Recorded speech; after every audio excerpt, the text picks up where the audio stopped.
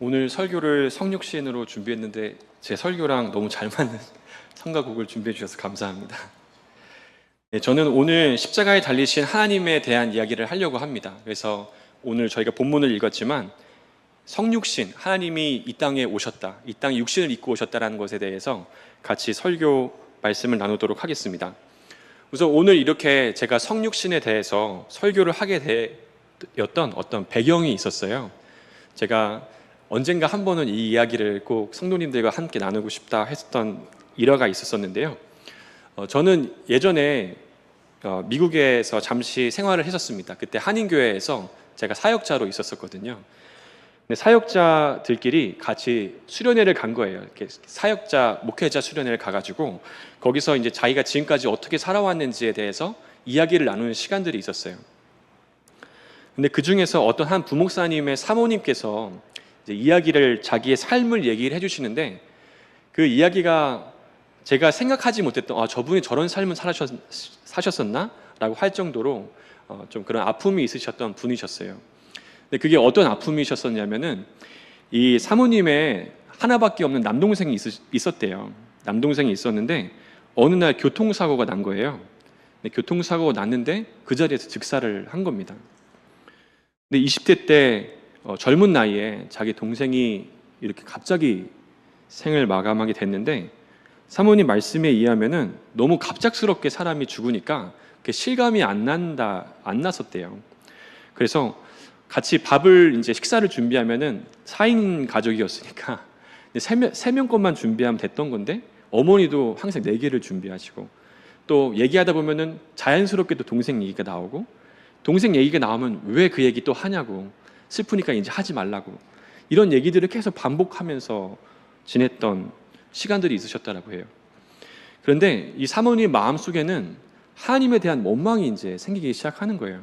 그게 무엇이었냐면은 내 동생 죄 안 짓고 잘 살았는데 하나님 왜 내 동생을 그렇게 데리고 가셨습니까? 이런 마음들, 이런 원망들이 그 마음속에 있었다라는 겁니다. 그래서 이 하나님께 내 동생을 왜 데리고 가셨는가?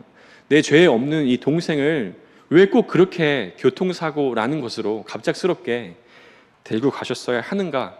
이거에 대한 답을 찾고 싶어서 이 사모님이 몇 년을 한 3년 정도를 욥기를 그렇게 계속 읽었다고 해요. 이해할 수 없는 그런 고통에 대해서 알고 싶어서. 그리고 이분께서는 그런 죽음에 대한 고통과 트라우마가 너무 심해서 일부러 호스피스 병동에 가셔서 죽음을 앞두신 분들의 삶을 보면서 도대체 죽는다는 도대체 왜 내 동생이 죽었지?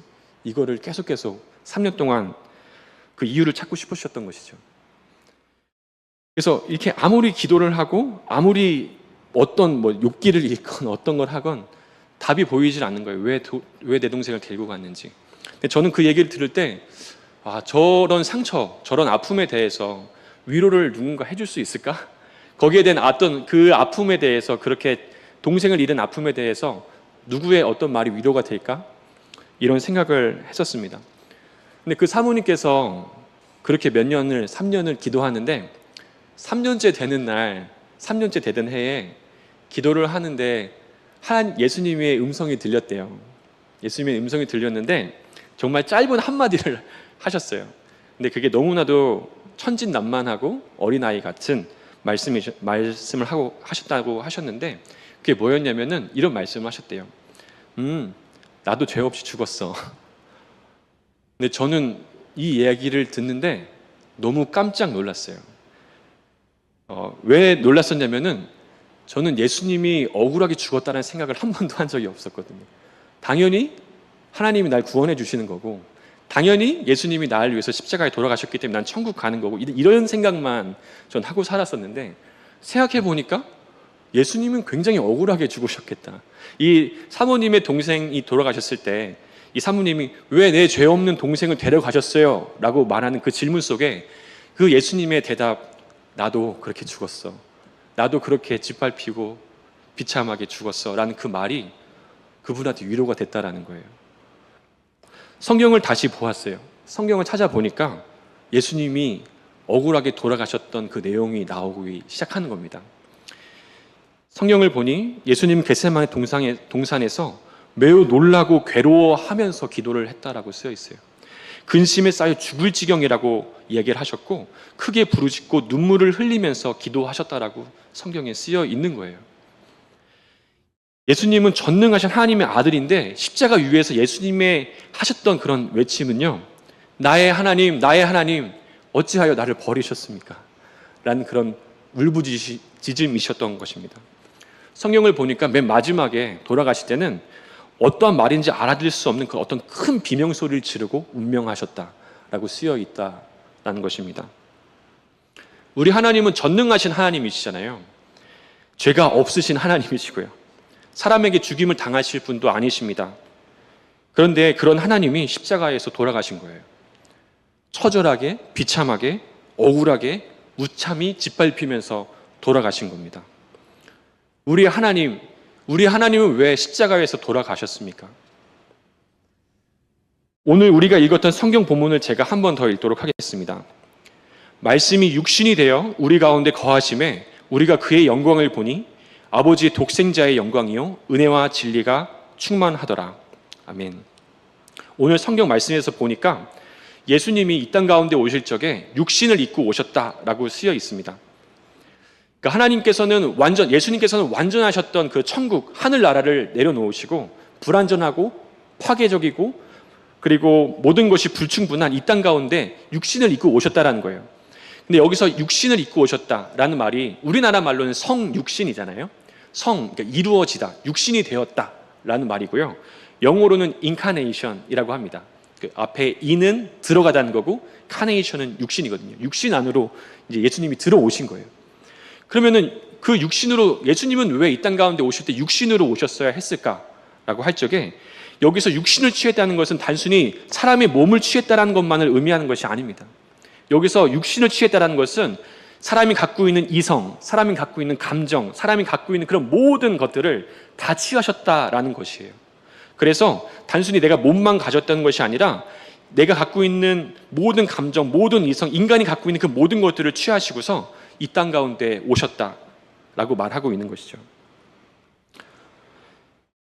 예수님께서는 신성을 지니신 하나님이셨지만 동시에 우리와 똑같으신 인간이셨던 거예요. 근데 이렇게 인간이 되셨던 이유는 그렇게 육체를 갖고 모든 걸 똑같이 하셨던 것은 우리가 갖고 있는 그 경험을 동일하게 경험하기 위해서, 우리가 갖고 있는 그 고통과 아픔을 동일하게 경험하고 그것을 내 것으로 만들기 위해서였다라는 것이죠. 그래서 내가 갖고 있는 그런 아픔들과 고통들을 하나하나 다 취하기 시작하신 거예요. 그래서 예전에 교부 중에 한 사람이었던 그레고리우스라는 사람은 이렇게 말을 했어요. 취하지 않은 것은 구원받을 수가 없다. 만약에 하나님께서 내 아픔을 취하지 않으셨다면 나는 구원받을 수가 없는 것이죠.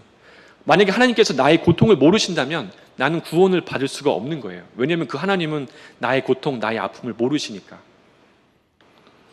하지만 하나님께서 육신을 취하시고 이 땅 가운데 오셔서 모든 고통과 아픔, 슬픔을 다 취하심으로써 감히 하나님은 우리한테 이렇게 말씀을 하실 수 있으신 거죠. 나도 죄 없이 죽었고, 나도 억울했고, 나도 슬펐고, 나도 그 고통이 뭔지를 알아 라고 말할 수 있는 하나님이 되신 거예요. 우리는 이 땅에 살면서 내가 설명할 수 없는 고통을 맞닥뜨리게 될 때가 있습니다. 마치 욥이 질문하는 것처럼 왜 내가 이런 고통을 당해야 되지? 라는 생각이 들 때도 우리 가운데 있을 것입니다.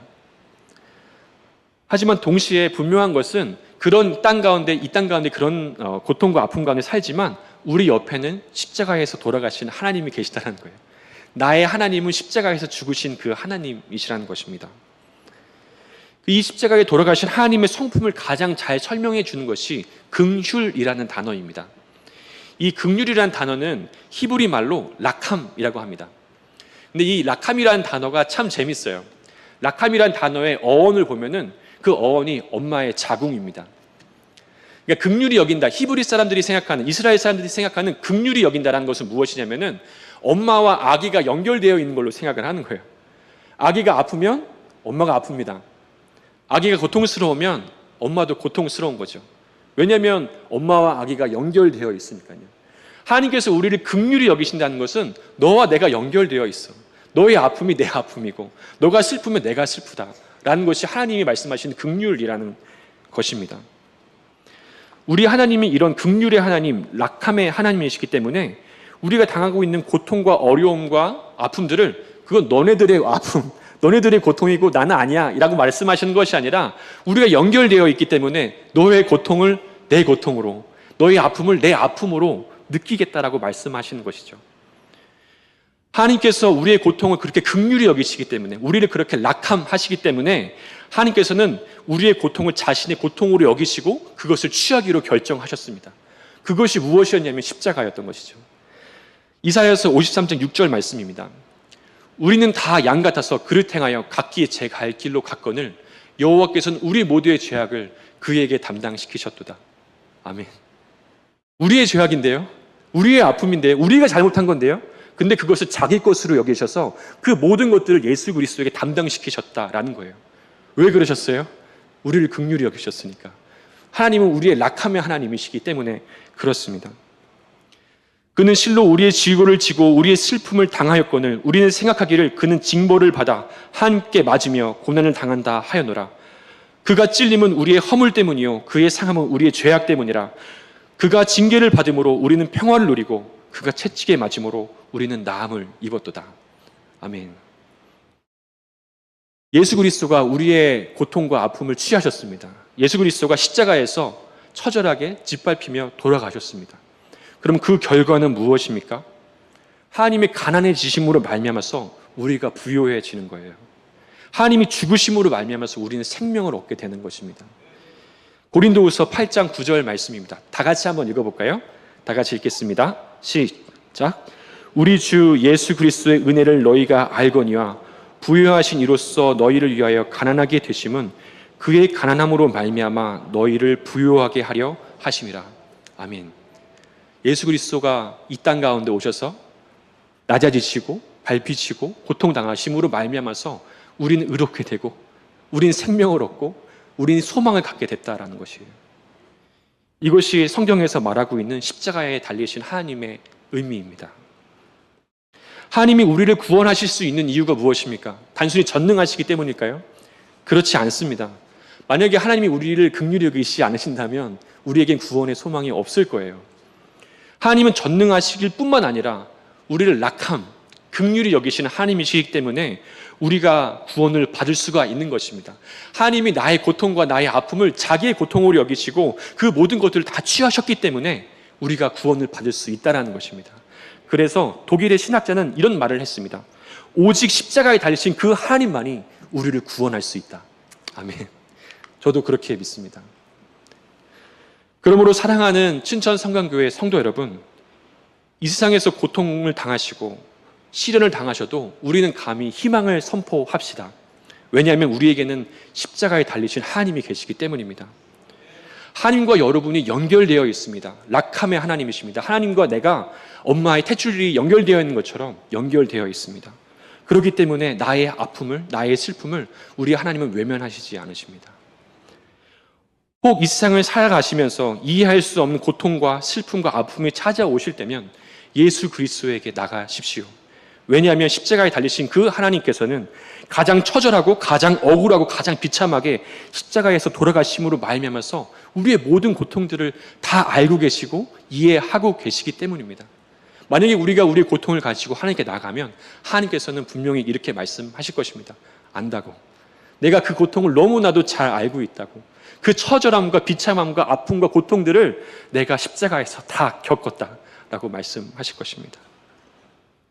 너희를 위하여 가난하게 되시면 그 가난함으로 말미암아 너희를 부요하게 하려 하심이라. 아멘. 하나님께서 우리를 부요케 하실 줄을 믿습니다. 그리고 마지막으로 한 가지 더 여러분들에게 요청드리고 싶은 것이 있습니다. 마지막으로 한 가지를 더 기억했으면 좋겠는데 그것은 무엇이냐면 예수님의 마지막 명령을 기억하는 것입니다. 예수님의 마지막 명령, 제가 성경 구절을 파워포인트로 준비했는데요. 다 같이 큰 소리로 읽어보도록 하겠습니다. 다 같이 읽겠습니다. 새 계명을 너희에게 주노니 서로 사랑하라. 내가 너희를 사랑한 것 같이 너희도 서로 사랑하라. 아멘. 예수님의 마지막 명령이셨습니다. 새 계명을 주신다고 하시면서 우리에게 말씀하셨어요. 사랑하는데 너희들이 서로 사랑해야 되는데 어떻게 사랑하는가? 나처럼. 내가 너네들을 사랑한 것처럼 너희도 그렇게 사랑해야 된다는 거예요. 우리가 하나님의 긍휼하심을 입은 것처럼 우리도 다른 사람을 낙함, 긍휼히 여기셔야 하는 것입니다. 우리가 하나님께 우리의 고통이 취함을 받고 구원을 얻고 우리가 부유하게 된 것처럼 다른 사람의 고통과 아픔을 외면하는 것이 아니라 그 사람의 고통은 너의 고통이라고 말하는 것이 아니라 그 고통을 감히 취함으로써 우리가 가난해짐으로써 다른 사람을 부욕해 하는 것입니다. 그렇게 함으로 말미암아서 한 알의 씨앗이 썩어짐으로 말미암아서 하나님의 나라는 이 땅 가운데 확장되는 것입니다. 새 계명을 너희에게 주노니 서로 사랑하라. 내가 사랑한 것 같이, 내가 너희를 사랑한 것 같이 너희도 서로 사랑하라. 너희가 서로 사랑하면 이로써 모든 사람이 너희가 내 제자인 줄을 알리라. 아멘. 이제 설교를 마무리하려고 하는데요. 제가 한 가지 설교를 마무리하면서 춘천 성광교회에 대한 이야기를 한 가지 해보고 싶습니다. 작년에 혹시 저희 교회 구호가 뭔지 기억나시나요? 올해는 위대한 계명에 순종하고 위대한 사명을 감당한다 인데 작년 구호 혹시 기억나시나요? 기억이 안 나시는 것 같아요. 네, 작년 구호는 성광은 나의 자랑, 나는 성광의 자랑이었었죠. 고개를 끄덕이시면 안 되는데 다 기억나셔야 되는데. 네, 성광은 나의 자랑, 나는 성광의 자랑. 제가 성광교회가 정말 자랑스러웠을 때가 한 번 있었어요. 그게 언제였었냐면은 제가 택시를 탔을 때였어요. 택시를 타면은 이제 목적지를 말하게 되잖아요. 그래서 제가 택시기사분한테 어디 가시냐고 물어봐서 저 춘천 성광교회로 좀 데려다 달라고 이렇게 말씀드렸어요. 그러면서 가는 길에 이제 택시를 타게 되면 시간이 있으니까 전도도 할 수 있고 교회 얘기도 할 수 있으니까 제가 여쭤봤어요. 기사님 혹시 춘천 성광교회를 아세요? 여쭤봤어요. 근데 이분이 아신다는 거예요. 춘천 성광교회를. 근데 어떻게 아시냐고 여쭤봤어요. 이분이 벌써 입꼬리가 여기까지 올라가셨어요. 근데 왜 올라가셨냐면은 우리 교회를 칭찬하시는데 이런 칭찬을 하시는 거예요. 지난번에 손님을 춘천 성광교회로 모셔다 드렸대요. 전 누군지 몰라요. 누군지 모르는데 어떤 주차 요원 분 중에 한 분이 택시기사가 오셨는데 그분한테 여기 물 드세요 하고 이제 물을 드렸다는 거예요. 물을 드렸는데 이분이 너무 감동을 받으신 거예요. 나한테 물을 주다니. 그러면서 그분이 저한테 고자질 하듯이 말씀하셨어요. 춘천에 좋은 교회 두 교회가 있다. 제가 그냥 실명으로 얘기할게요. 그 두 교회는 어디였었냐면 춘천 성광교회가 한 교회였고 한 교회는 춘천 순복음교회였어요. 근데 그 말하시는 게 춘천 성광교회를 가면 물을 준대요. 근데 춘천 순복음교회를 가면 바카스를 준대요. 그러니까 자기의 고통을 이해해 주는 사람, 자기의 어떤 그런 힘든 것들을 이해해 주는 사람이 고마웠던 거죠. 이 택시기사는. 그러면서 이거는 익명으로 하겠습니다. 그래서 어떤 교회를 또 흉을 보는 거예요, 저한테.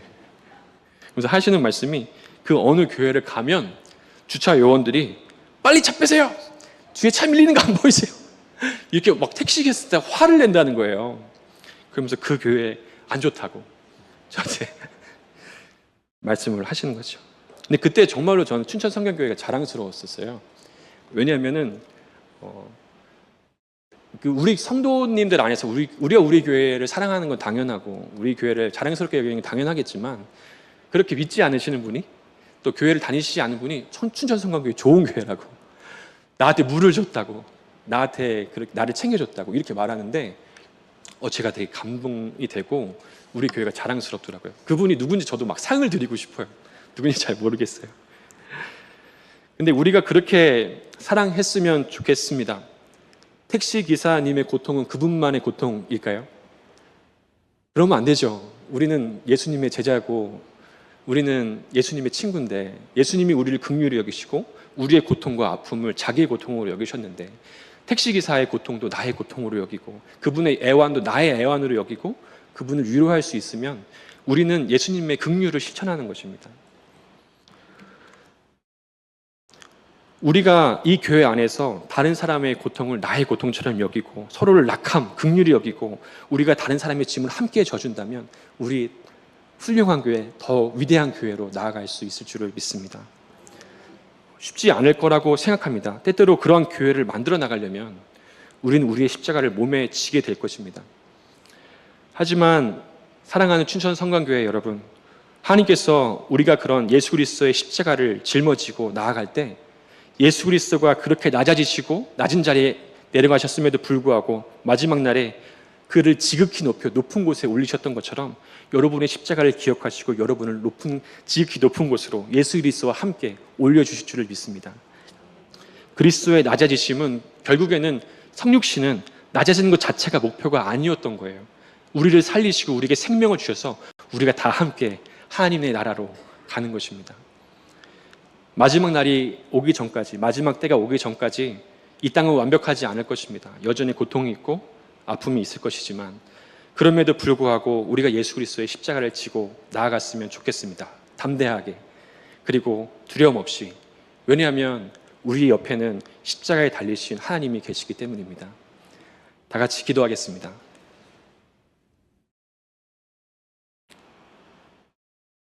참으로 존귀하신 하나님 아버지, 우리 춘천 성광교회를 위해서 우리가 어떻게 기도하면 좋겠습니까? 하나님, 우리 교회에 많은 어르신분들이 계십니다. 또 우리 교회에는 젊은 세대들도 있고 어린 아이들도 있습니다. 하나님, 세대가 다르다고 해서 그 세대의 고통들을 서로 외면하고 모른 척하는 것이 아니라 우리가 서로 락함, 긍휼히 여기면서 당신의 고통이 나의 고통이라고, 당신의 아픔이 나의 고통이라고 말할 수 있는 그런 사랑의 공동체가 되도록 주님 함께해 주십시오. 우리가 하나님의 친구가 되기를 원합니다. 우리가 예수님의 십자가를 지고 그 길을 따라갈 때 예수님이 그때부터 너희들은 나의 친구가 될 거라고 말씀하셨는데, 사람들이 너희들 보고 나의 제자가 될 제자라고 말할 것이라고 하셨는데, 우리 예수님의 친구 되고 싶습니다. 우리 예수님의 제자 되고 싶습니다. 우리도 감히 예수님의 십자가의 길을 걸을 수 있도록 서로를 사랑하고 서로를 긍휼히 여기고 서로를 낙함할 수 있도록 주님 우리 가운데 함께하여 주시옵소서. 하나님의 은혜와 주님의 말씀이 우리 어린아이부터 젊은 세대와 모든 어르신들까지 함께하기를 간절히 소망하며 예수님의 이름으로 기도드렸습니다. 아멘.